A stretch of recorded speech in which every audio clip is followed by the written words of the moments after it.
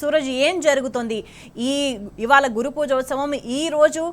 గురుకుల కాంట్రాక్ట్ టీచర్లు ఉద్యోగాలు కోల్పోయి రోడ్డుకి ధర్నాలు చేయాల్సిన పరిస్థితి ఆల్రెడీ వాళ్ళకి 3 నెలల నుంచి జీతాలు ఇవ్వలేదు సో దాని గురించి వాళ్ళు అడిగిన నేపథ్యంలో ఉద్యోగాలను తొలగిస్తారా అన్న ఒక ప్రశ్న లేవనెత్తుతున్నారు వీటి వెనక అంటే ఉద్యోగాలు పోతే ఉపాధ్యాయుల జీవితాలు కూడా అతలాకుతలం అయిపోతాయి దాని వెంట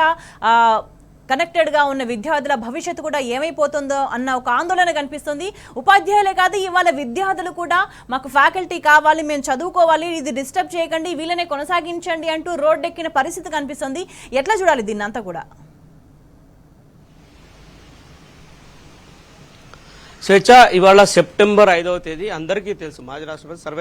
సర్వేపల్లి రాధాకృష్ణన్ జన్మదినం సందర్భంగా గురు పూజోత్సవంగా దీన్ని ఘనంగా జరుపుకునే సంప్రదాయం కొనసాగుతోంది ఇవాళ ఉపాధ్యాయ దినోత్సవం సందర్భంగా కొన్ని అంశాలు ప్రభుత్వం దృష్టికి తీసుకెళ్లాలని చెప్పేసి అటు విద్యార్థుల నుంచి కావచ్చు ఇటు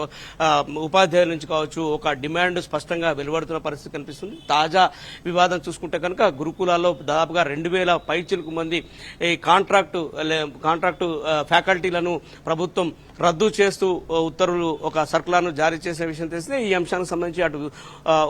అటు ఉపాధ్యాయులతో పాటుగా ఇటు విద్యార్థులు కూడా రోడ్లకి ధర్నా చేస్తున్న పరిస్థితి కనిపిస్తుంది ఉపాధ్యాయుల కుటుంబాలు రోడ్లపై పడ్డాయని చెప్పేసి ఆందోళన వ్యక్తమవుతుంది విద్యార్థులు కూడా తమ భవితవ్యం అంధకారంలో చిక్కిపోతుందేమో అనే ఆందోళన కూడా వ్యక్తం చేస్తున్న పరిస్థితి కనిపిస్తుంది వీటితో పాటుగా ప్రధానంగా మరొక 3-4 అంశాలపైన ఇవాళ ప్రభుత్వం దృష్టి సారించాల్సిన అవసరం ఉందనే అభిప్రాయాలు వెలువడుతున్న పరిస్థితి కనిపిస్తుంది ప్రధానంగా స్పౌజ్ కేసెస్ సంబంధించి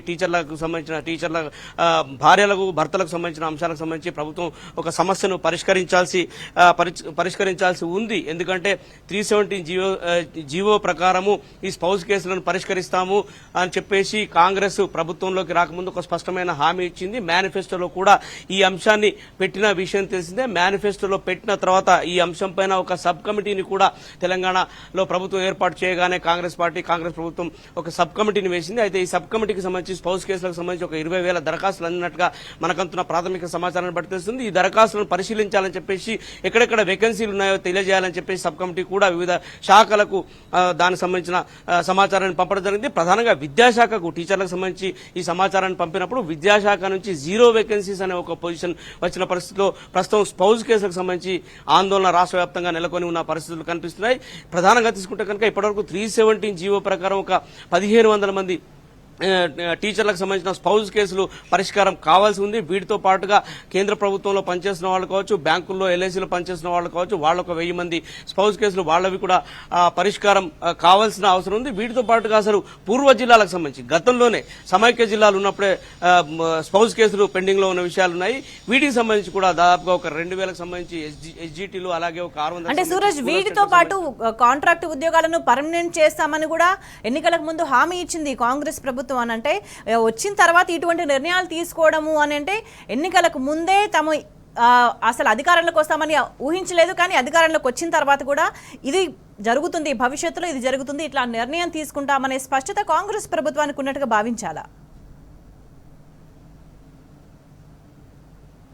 ఆ స్పష్టత లేదు అని చెప్పేసి ఒక ఆరోపణ స్పష్టంగా వ్యక్తమవుతుంది ఎందుకంటే స్పౌజ్ కేసుల తర్వాత ఫాలోఅప్ చూసుకుంటే కనుక ఈ విద్యాశాఖలో ఉపాధ్యాయులకు సంబంధించి మొన్న ఆ మధ్య డిఎస్సి ప్రకటించిన విషయం తెలిసిందే డిఎస్సిలో భాగంగా ఉన్న పోస్టులన్నింటినీ కూడా నోటిఫై చేసిన పరిస్థితి కనిపిస్తుంది అంటే రెగ్యులరైజేషన్ సంబంధించిన ప్రక్రియ అనేది ఇక్కడ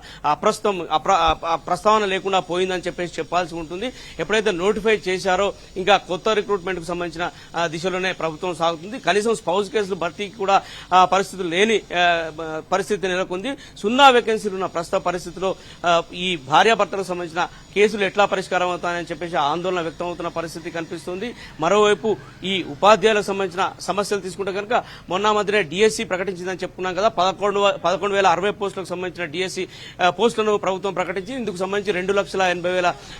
మంది అభ్యర్థులు డిఎస్సి అప్రోచ్ అయ్యారు దీంట్లో భాగంగా స్కూల్ ఎస్టేట్లకు సంబంధించి 1,60,000 మంది అలాగే ఒక 80,000 పైచీలకు ఎస్జిటి సంబంధించి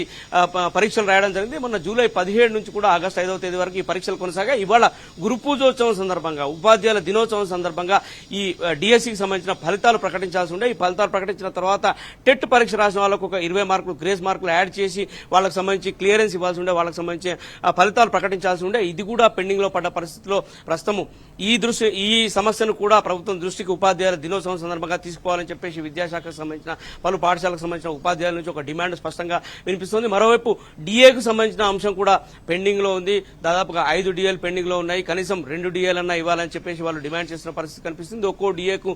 ప్రభుత్వానికి 150 కోట్ల అదనపు భారం పడుతుందనే ఒక ప్రాథమిక సమాచారం అంతా ఉంది. సో ఇవన్నీ చూసుకుంటే సూరజ్ చాలా అంశాలు ప్రభుత్వ పరిధిలో పెండింగ్ లో ఉన్న పరిస్థితి కనిపిస్తుంది. సో ఇప్పుడు ఈ గురుకుల కాంట్రాక్టు టీచర్లు అనే